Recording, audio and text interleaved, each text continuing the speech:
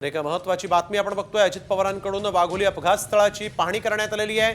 वाघोलीमध्ये ज्या ठिकाणी अपघात झाला होता त्या अपघात स्थळाची पाहणी करण्यासाठी अजित पवार पोहोचलेले आहेत। अजित पवार कोरेगाव भीमा या ठिकाणी जात असताना त्यांनी वाघोली इथं झालेल्या अपघात स्थळाची पाहणी केली। एका भरधाव डंपर चालकानं 9 जणांना चिरडलं होतं, यामध्ये 3 जणांचा मृत्यू झाला होता। अजित पवारांनी या मृत्युमुखी पडलेल्या मजुरांच्या नातेवाईकांचीही भेट घेतलेली आहे, त्यांचं सांत्वन केलं आहे। जेवण स्वयंपाक केलं आणि ट्रेनाची झोप लागली होती। एका महत्त्वाची बातमी आपण बघतोय। अजित पवारांकडून वाघोली अपघात स्थळाची पाहणी करण्यात आलेली आहे। वाघोलीमध्ये ज्या ठिकाणी अपघात झाला होता त्या अपघात स्थळाची पाहणी करण्यासाठी अजित पवार पोहोचलेले आहेत। अजित पवार कोरेगाव भीमा या ठिकाणी जात असताना त्यांनी वाघोली इथं झालेल्या अपघात स्थळाची पाहणी केली। एका भरधाव डंपर चालकानं 9 जणांना चिरडलं होतं, यामध्ये 3 जणांचा मृत्यू झाला होता।